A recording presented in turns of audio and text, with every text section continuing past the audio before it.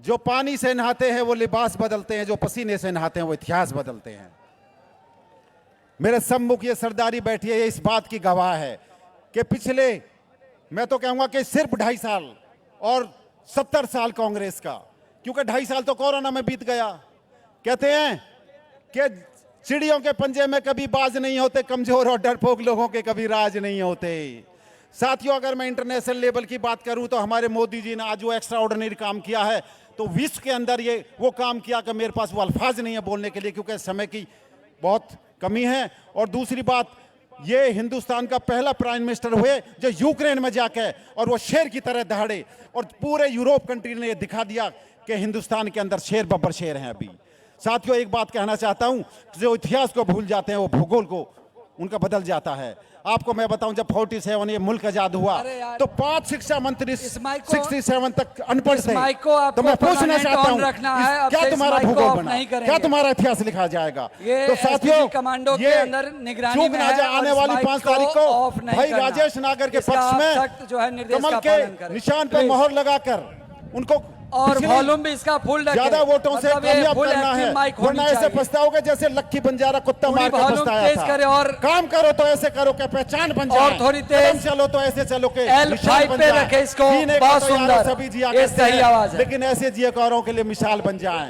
एक चाणक्य जी ने कहा है कि जब सारा विपक्ष एक हो जाता है तो समझो वो राजा ईमानदार होता है। आज क्या हो रहा है इस मुल्क के अंदर हैं? ये सारे के सारे प्राइवेट लिमिटेड कंपनी बना रखी है। चौटाला प्राइवेट लिमिटेड, जम्मू कश्मीर चले जाओ, फारूक अब्दुल्ला प्राइवेट लिमिटेड, बंगाल में चले जाओ, ममता प्राइवेट लिमिटेड फर्म। इन फर्मों ने हमारे फरीदाबाद को, तो ये जितने लोग रहे हैं फकीराबाद बना दिया। तो साथियों, फरीदाबाद तो वो गाय जिसका दूध हम पीते थे, वो चारा हम खिलाते थे, दूध, पंचकूला, हिसार और पानीपत। तो किसी तरीका की गलती ना कर देना। तो साथियों, मैं ज्यादा ना कहते हुए आपसे पूरे स्टेज पे हमारे जो सारे सम्मानित लोग बैठे हैं उनको नमन करता हूं और बहुत बहुत धन्यवाद। जय हिंद, जय भारत। बहुत बहुत धन्यवाद हमारे नागर साहब, धन्यवाद। मैंने अभी देखा अचानक हमारे फरीदाबाद के विधायक श्री नरेंद्र गुप्ता जी हमारे बीच आ गए हैं। नरेंद्र गुप्ता जी, एक बार दीदी एक बार खड़े कर देना अपने स्थान पर, थोड़ी तालियां दे दीजिए। नरेंद्र गुप्ता बहुत शिष्ट और शालीन, बल्कि आप भी एक बार सीमा जी खड़े हो जाओ, ये चित्र थोड़ा सा खूबसूरत बन जाए। एक बार इन तीनों के लिए, त्रिमूर्ति के लिए थोड़ी सी तालियां। हाँ, बुलवा रहा हूं। बहुत बहुत धन्यवाद।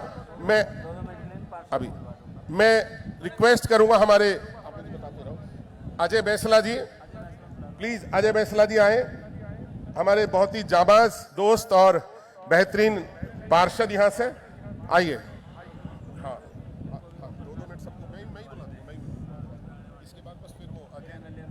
भारत माता की, भारत माता की, वंदे वंदे।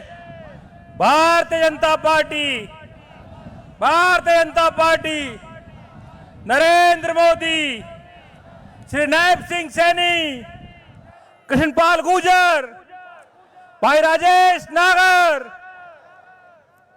मंच पर उपस्थित तिगांव विधानसभा के लोकप्रिय विधायक भाई राजेश नागर जी, बड़कल से पूर्व विधायक बहन सीमा तिरखा जी, ओल्ड से पूर्व विधायक गुप्ता जी, रूप सिंह नागर जी, और मेरे बड़े भाई ओम प्रकाश एक्सवाल जी, मेरे साथी दोनों रवि बढ़ाना जी, छोटे भाई लोकेश बैसला जी, चाचा राजेश तंवर जी,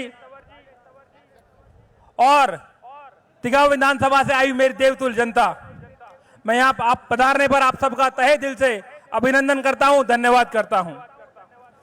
दोस्तों, जैसा कि आप जानते हो, 5 अक्टूबर को हरियाणा विधानसभा की वोट डलने जा रही है। तो मैं आप सबसे ये अपील करना चाहूंगा और आग्रह करना चाहूंगा, पिछली बार की तरह भी इस बार भी तिगांव विधानसभा में कमल का फूल खिलाना है, भाई राजेश नागर जी को विधायक बनाना है। भाई राजेश नागर जी साफ छवि के ईमानदार नेता हैं, जिन्होंने पिछले 5 साल लगातार तिगांव की जनता की सेवा की है, तिगांव के सुख दुख में साथ रहे हैं। भाई राजेश नागर जी को अधिक से अधिक वोट डालकर सफल बनाएं। अंत में मैं कहना चाहूंगा, रण सम्मुख देख भयभीत ना हो, कंधों से कंधे सटे रहे, फिर विजय हो या वीर गति, मित्र वही जो डटे रहे। मित्र वही जो डटे रहे। आप वो मित्र हो जो भारतीय जनता पार्टी के साथ हमेशा डटे रहे हो, खड़े रहे हो, और इस बार भी 5 तारीख को अधिक से अधिक संख्या में मतदान करें, भाई राजेश नागर जी को विधायक बनाएं। आपका बहुत बहुत धन्यवाद। जय हिंद, जय भारत।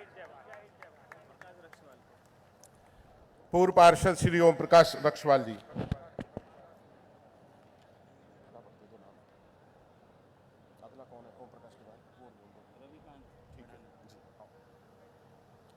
भारत माता की, भारत माता की। आप सबके चहेते लाडले विधायक भाई राजेश नागर जी, ओल्ड फरीदाबाद से विधायक नरेंद्र गुप्ता जी, हरियाणा सरकार में मंत्री बहन सीमा त्रिखा जी, मेरे साथी पार्षद भाई अजय बैसला जी, रवि कांत जी, रवि भड़ाना जी, राजेश तंवर जी, लोकेश बैसला जी, सभी बाबूजी रूप सिंह नागर जी, सभी मंच पर बैठे बहुत ही वरिष्ठ नेतागण, कार्यकर्ता बंधु, और सामने मेरे तिगांव से बुजुर्गों, नौजवान साथियों, माताओं, बहनों। आज तिगांव में हर गली में, हर मोहल्ले में केवल एक ही आवाज, एक ही बात सुनाई देती है कि आने वाली 5 तारीख को तिगांव वासी राजेश नागर जी को दोबारा विधायक बनाकर चंडीगढ़ भेजने वाले हैं। किसी गली में, किसी मोहल्ले में, किसी कॉलोनी में, सेक्टर में केवल एक ही नाम घूमता है, वो है राजेश नागर। और आज मैं नहर पार की अगर खास तौर पर बात करूं तो आप सब लोग साक्षी हैं कि भारतीय जनता पार्टी की सरकार से पहले जब यहां कांग्रेस की सरकार होती थी तो यहां लोग सड़क, नाली, सीवर, पानी नहीं मांगते थे। वो चुनाव में कांग्रेसी नेता आते थे,